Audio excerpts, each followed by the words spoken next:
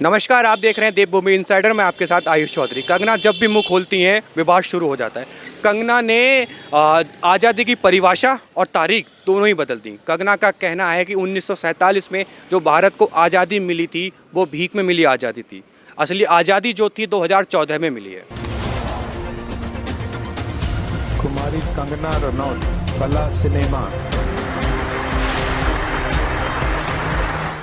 पद्मश्री ले रही कंगना का खुशी का ठिकाना नहीं है। हाथों में पद्म पुरस्कार और चेहरे पर मुस्कान, मगर यही सम्मान, यही मुस्कान विपक्षी नेताओं को रास नहीं आ रहा है। वो इस सम्मान को वापस लेने की मांग कर रहे हैं। वजह है कंगना का भारत की आज़ादी को दिया गया बयान।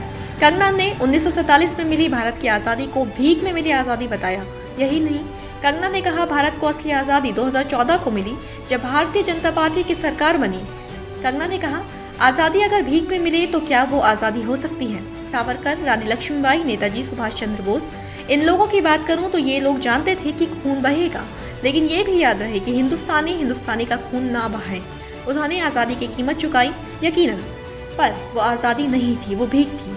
और जो आज़ादी मिली है वो 2014 में मिली है। कंगना के इस बयान पर कांग्रेस हमलावर है और बीजेपी कंगना के इस बयान को उनका निजी बयान बता रही है।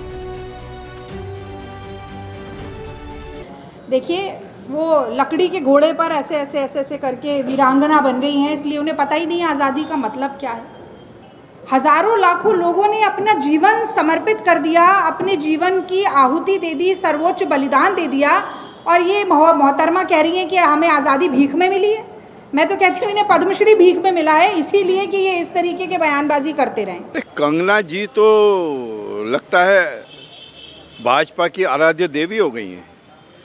जो वो बोल रही हैं उस पर मोदी जी की टिप्पणी जरूर आनी चाहिए। वो तो जब कोई अभिनेत्री कोई भी ऐसा काम करती है तो उनकी तो तुरंत टिप्पणी आती है, त्वरित टिप्पणी होती है मोदी जी की। तो कम से कम कंगना रावत जी, कंगना रनौत को तो Z+ सिक्योरिटी दे रखी है, तो उस पर तो टिप्पणी आवश्यक है।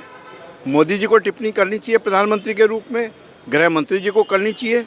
एक सिरफिरी महिला है कंगना रनौत, और मानसिक रूप से बीमार दिखाई पड़ती हैं, जिनको शहादत नहीं दिख रही, ना बोस की, ना भगत सिंह की, ना राजगुरु, ना सुखदेव। इतने बड़े बड़े लोग शहीद हो गए, असंख्य लोग शहीद हो गए। 100 साल का हमारा हिंदुस्तान की आज़ादी का जो आंदोलन चला 1857 से लेकर 1947 तक, वो सारा नगण्य कर दिया कंगना रनौत ने। देखिए, कंगना रनौत का बयान मुझे लगता है कि किस परिस्थिति में दिया गया, किसी कीमत पर भी कोई भी राष्ट्रवादी विचारधारा वाला व्यक्ति इस बात से सहमत नहीं हो सकता। जो कंगना जी ने कहा है उसका उत्तर उन्हें देना पड़ेगा कि उन्होंने ऐसा क्यों बोला, किस संदर्भ में बोला। और जितना हम लोगों को दिखाया जा रहा है मीडिया के माध्यम से, वो किसी रूप में भी सही नहीं। देखिए, भारत की जो जनता है उन्होंने भारतीय जो कलाकार हैं उनको इतना सम्मान दिया है, वहाँ तक पहुँचाया है। कंगना रनौत का जो ये बयान है उसका हम बहिष्कार करते हैं, और उनका कहना कि आज़ादी जो है भीख में मिलती, वो उन शहीदों के लिए उनकी शहादत को उस पर प्रश्न चिन्ह लगाना है, जो इन जिलों ने की भारत की आज़ादी में अपनी जान गंवाई और इस देश को आज़ाद कराने का काम किया। कंगना रनौत के मुताबिक भले ही भारत को आज़ादी 2014 में मिली, लेकिन देवभूमि इनसाइडर की टीम कंगना रनौत से एक ही सवाल पूछती है, 21 साल की उम्र में फांसी पर चढ़ने वाले भगत सिंह कौन थे, सुखदेव कौन थे, और सुभाष चंद्र बोस कौन थे, चंद्रशेखर आज़ाद कौन थे। कैमरामैन विवेक के साथ आयुष चौधरी, देवभूमि इनसाइडर। आज ही डाउनलोड करें देवभूमि इनसाइडर ऐप।